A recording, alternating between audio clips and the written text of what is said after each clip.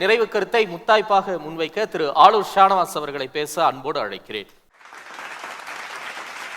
ஸ்ரீராம் திரௌபதி அம்மன் கோயிலை பற்றி பேசினாப்ல.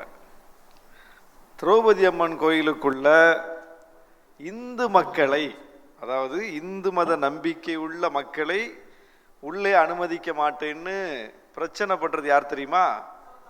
பாமக. அவங்க திமுக கூட்டணியில இருக்காங்க. யாரோட பேசிட்டு இருக்காங்க? யாரோட அதாவது இவங்க போய் பிரச்சனையை உருவாக்குவாங்களா, இவங்க பின்னாடியே அரசாங்கம் போயிட்டே இருக்கணுமா? ஒரு சோசியல் இன்ஜினியரிங் பண்றாங்க. ஊர் ஊரா போய் பட்டியலின மக்களை கோயிலுக்குள்ள விட மாட்டேன்னு சொல்லி. பட்டியலின மக்கள்னா யாரு? அவங்க என்ன இஸ்லாமிய மக்களா? இந்து மக்களில் இருக்கக்கூடிய மக்கள் தானே, அந்த நம்பிக்கை உள்ள மக்கள் தானே. முஸ்லிம்கள் போய் எங்களை கோயிலுக்குள்ள விடுங்கன்னு சண்டை போட வரலையே, அங்க கேட்கலையே. அப்போ இந்து மத மக்களை, நம்பிக்கை உள்ள மக்களை கோயிலுக்குள்ள விட மாட்டேன்னு சொன்னா, அங்க பிஜேபி இந்துக்களே வாருங்கள், திருப்பரங்குன்றத்தை மீட்க வாருங்கள்னு கூப்பிடுறீங்களா? ஏன் அங்க கூப்பிடுங்க. ஏன் பிஜேபி இதுவரைக்கும் அங்க இந்த இந்து மக்களுக்காக நான் நிற்போம், இந்த இந்து மக்களை ஒற்றுமைப்படுத்தி நாங்க உள்ள கூட்டிட்டு போவோம், ஏன் வரல? அங்க பாமகவுக்கு ஆதரவா நிக்கிறது யாருன்னா, பிஜேபியில இருந்து அஸ்வத்தாமன் நிக்கிறாரா இல்லையா? யார? பட்டியலின மக்களை கோயிலுக்குள்ள விட முடியாதுன்னு சொல்லி பாமக நிக்குது. பாமக கூட பிஜேபி நிக்குது. மறக்க முடியுமா? அப்ப பிரச்சனையை யார் உருவாக்குறா? பிரச்சனையை உருவாக்குறதான உங்க வேலை. திருப்பரங்குன்றத்திலே பிரச்சனையை நீங்க உருவாக்குறீங்க. இன்னைக்கு RSS தலைவருடைய ஸ்டேட்மெண்ட்டை பாருங்க, இன்னைக்கு நீதிபதியுடைய ஸ்டேட்மெண்ட்டை பாருங்க. இது வெறும் விளக்கேத்துறது மட்டும் இல்ல, சொத்து பிரச்சனை இருக்கு அப்படிங்கிறாரு. வெளியே வந்துருச்சா பூனைக்குட்டி? அப்படின்னா என்ன? தர்காவை அங்கிருந்து அகற்றணும்னு ஹெச் ராஜா பேசுறாருல, அதைத்தான் இன்னொரு வழியில இவர் சொல்றாரு, இன்னொரு லாங்குவேஜ்ல சொல்றாரு. தர்காவை அங்கிருந்து அகற்றணும்னு ஹெச் ராஜா சொன்னார்ல, அது அதிமுக ஏத்துக்குதா? எந்த கட்சி அது ஏத்துக்குதா? அல்லது பிஜேபியாவது அது எங்க கருத்து இல்ல, அது ஹெச் ராஜா கருத்து, எங்க கட்சி நிலைப்பாடு இல்லைன்னு சொல்ல முடியுமா? அப்போ அதுதான் அவங்க நிலைப்பாடு. போறவன் யாரும் இந்து மக்கள் இல்ல. இந்து மக்கள் வீடுதோறும் கார்த்திகை தீபம் ஏத்திட்டாங்க. திருவண்ணாமலை கோயில் ஏத்தியாச்சு, திருப்பரங்குன்ற மலையில ஏத்தியாச்சு. இந்து மக்கள் பிரச்சனையே இல்ல, சங்கிதான பிரச்சனை. இந்து மக்களா பிரச்சனை, முஸ்லிம் மக்களா பிரச்சனை, எல்லாம் ஒன்னா அண்ணன் தம்பி எல்லாம் பழகிக்கிட்டு இருக்கோம். தமிழ்நாடு அதுதானே தமிழ்நாடு. பாபர் மசூதி இடிக்கப்பட்ட போது இந்தியாவை பற்றி எறிந்தது தமிழ்நாடு அமைதியாக இருந்ததுன்னு பெருமை பொங்க சொல்றோமே, அந்த அமைதி வானத்திலிருந்து பொத்துட்டு விழுந்ததா? இங்க நம்ம அண்ணன் தம்பி அண்ணன் தம்பின்னு சொல்லி சொல்லி அந்த இணக்கத்தை வளர்த்திருக்கிறோம். 100 வருஷமா அதற்கு ஒரு மிகப்பெரிய பரப்புரை நடந்திருக்கு தமிழ்நாட்டில்.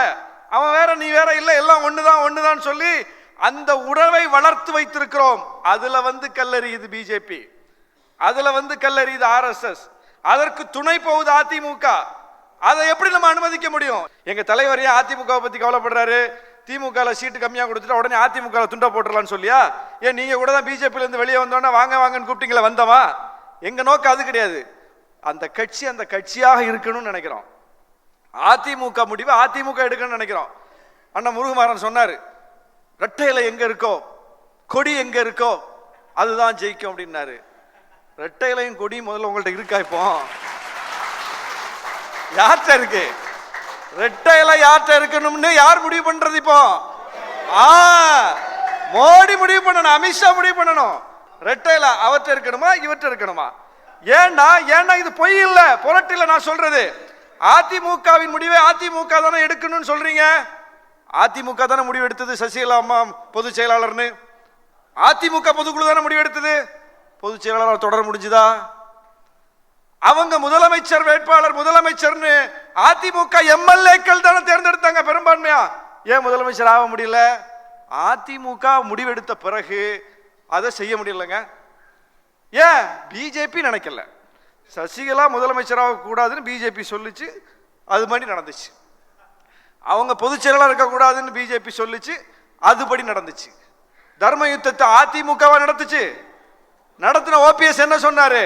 குருமூர்த்தி சொல்லி நடத்தினாரு. அப்ப அங்க முடிவை யார் எடுத்திருக்கா?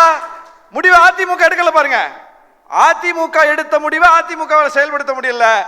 எனவே தான் சொல்றோம், இப்படிப்பட்ட ஒரு நிலையில நாங்க பார்க்கிறோம் எந்த அணிக்கு போனா சரியா இருக்கும்.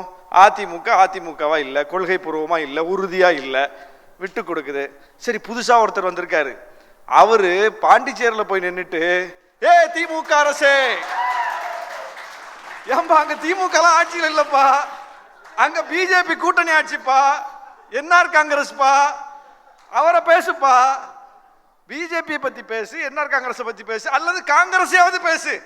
ஏன்னா அங்க ஆட்சியில இருந்த கட்சி காங்கிரஸ், எதிர்கட்சி காங்கிரஸ், காங்கிரஸையும் பேசல, ஆட்சியில இருந்த கட்சியையும் பேசல, இருக்கிற கட்சியையும் பேசல, அங்க இல்லாத ஆட்சியில இல்லாத திமுகவை பிடிச்சு பேசுறாங்கன்னா அவர் யார் சொல்லி பேசுறாரு, எதுக்காக பேசுறாரு? தமிழ்நாட்டில் என்ன சொல்றாரு? ஏன் பிஜேபி எதிர்ப்பை தீவிரப்படுத்தாம திமுக எதிர்ப்பை தீவிரப்படுத்தீங்கன்னு கேட்டா என்ன சொல்றாருன்னா, திமுக தான் ஆட்சியில் இருக்கு, ஆட்சியில் இருக்க கட்சி தானே பேச முடியும். அப்ப பாண்டிச்சேரியில ஆட்சியில் இருக்க கட்சி தானே பேசணும். அப்போ இப்படி அப்போ வரும்போதே எப்படி வர்றாங்க பாருங்க, வந்தவங்க எப்படி ஆயிட்டாங்கன்னு பாக்குறோம், வரும்போதே ஒருத்தர் அதை விட மோசமா இருக்கிறத பாக்குறோம். எங்களுக்குள்ள சில பிரச்சனைகள் இருந்தாலும், எங்களுக்குள்ள மாற்று கருத்துகள் இருந்தாலும், எங்களுடைய கோரிக்கைகள் பல நிறைவேற்றலைங்கிற ஒரு சிக்கல் இருந்தாலும் அதையெல்லாம் கடந்து நாங்கள் பார்க்கிறோம். எங்களுக்கு சீட்டை கூட்டுவாங்களா, அமைச்சர்களை பங்கு தருவாங்களான்னு அதை மட்டும்தான் நோக்கமா வச்சா பிஜேபி எங்களுக்கு அமைச்சர்களை பங்கு தர மாட்டேன்னு சொல்லுமா? சொல்லுங்க. 2 எம்பி இருக்கோம், பிஜேபி இன்னைக்கு பெரும்பான்மையா இல்ல, ஒவ்வொரு எம்பி பிஜேபிக்கு முக்கியம். இன்னைக்கு எங்க தலைவர் பிஜேபி ஸ்டாண்ட் ஓகேன்னு சொன்னா அமைச்சரவையில இடம் உண்டா இல்லையா? ஒன்றிய அமைச்சராக்கும் பிஜேபி எங்க தலைவரை, அதெல்லாம் எங்க நோக்கம். அது ஒருத்தர் கொடுப்பீங்க, எல்முருகனுக்கு கொடுத்துட்டு அந்த சமூகத்துக்கு என்ன கொடுப்பீங்க? மோடி பிற்படுத்தப்பட்டவர், அவரை பிரதமர் ஆக்கி வச்சிருக்கீங்க. ஆனா பிற்படுத்தப்பட்ட மாணவர்களுக்கு மருத்துவ மேற்படிப்புல இடஒதுக்கீடு கொடுக்கணும்னு சொல்லி இதே மோடி அரசுல கோர்ட்ல போய் சண்டை போட்டு போராடித்தான் நம்ம உரிமை வாங்கணுமே தவிர அந்த பிற்படுத்தப்பட்டவர் சைன் பண்ணல. அப்போ சமூக நீதினா போலி சமூக நீதி. சும்மா ஒருத்தர் 2 பேரை பிடிச்சு பொறுப்புல கொண்டு உட்கார வச்சுட்டு சமூக நீதி கொடுத்துட்டேங்கிற சமூக நீதி. அப்ப இதையெல்லாம் நாங்க பாக்குறோம். இதையெல்லாம் பார்த்து நாம கொள்கை பூர்வமாக நிக்கிறோம் இந்த அணியில. அதனால தான் இந்த கூட்டணியை உங்களால உரசி பார்க்க முடியல, இது மாதிரி ஒரு கூட்டணியை கட்டவும் முடியல. அதிமுக பிஜேபி கூட்டணி ஏற்கனவே இருந்த மாதிரி இப்ப இருக்கா? அமித்ஷா இங்க கூட்டணியை உறுதிப்படுத்தினார்ல, 8 சேர் போட்டாங்க பிரஸ் மீட்டுக்கு, கடைசியில் ஒவ்வொரு சேரையா தூக்கிட்டு இருக்காங்க. 8 6வது 6 4வது கூட்டணி தலைவர்கள் உட்கார வேண்டிய இடத்துல அப்புறம் அண்ணாமலையையும் நயனார் நாகேந்திரனையும் அவரையும் இவரையும் வேலுமணியை உட்கார வச்சு இவங்க 2 கட்சியே 4 சீட்டை ஃபுல் பண்ணீங்க. ஏன் ஜி.கே. வாசன் கூட வரல அந்த பிரஸ் மீட்டுக்கு, கிருஷ்ணசாமி வரல, அன்புமணி வரல, ஏசி சண்முகம் வரல, நீங்க பாரிவேந்தர் கட்சி வரல. உங்க கூட்டணியில இருந்த கட்சியே அமித்ஷா கூட்டணி அறிவிப்பு செய்யக்கூடிய கூட்டத்துக்கு வரவில்லை. தேமுதிக வரல, பிரேமலதா நாங்க 9ஆம் தேதி ஜனவரியில மாநாடு நடத்துவோம், அப்ப பாத்துக்கலாம்னு சொல்லிட்டு போயிருச்சோம்மா. இதுதான் உங்க கூட்டணி நிலைமை. அந்த மாதிரி காமெடி எல்லாம் எங்க கூட்டணியில கிடையாது. இந்த கூட்டணி உறுதியான கூட்டணி. அதனால தான் மக்கள் பார்க்கிறாங்க. தொழிலாளர் சட்டத்தை திருத்தியது இந்த அரசு. இந்த அரசை எதிர்த்து சட்டமன்றத்திலிருந்து வெளிநடப்பு செய்து அந்த சட்டத்தை வாபஸ் வாங்க வைத்தோம் இடதுசாரிகளும் விடுதலை சிறுத்தைகளும். கூட்டணியில் தான் இருக்கும். இப்ப பல்கலைக்கழக சட்டத்தை திருத்தினாங்க, எதிர்த்து இப்ப வாபஸ் வாங்க வைத்திருக்கிறோம். ஒன்னே ஒன்னு சொல்லுங்க சார், மோடி ஒன்னு கொண்டு வந்தாரு, அதிமுக எதிர்த்துச்சு, பாமக எதிர்த்துச்சு, தேமுதிக எதிர்த்துச்சு, அதை கேட்டு பாஜக பின்வாங்கிச்சு, எங்க கூட்டணிக்கு கிடைச்ச வெற்றி ஒன்னு சொல்லுங்க. அப்ப எங்க கொள்கை இருக்கு, எங்கள்கிட்ட தான் நிலைப்பாட்டில் தெளிவு இருக்கு. எனவேதான் நாங்கள் வெற்றி பெறுகிறோம். நன்றி திரு ஆளூர் ஷானவாஸ்.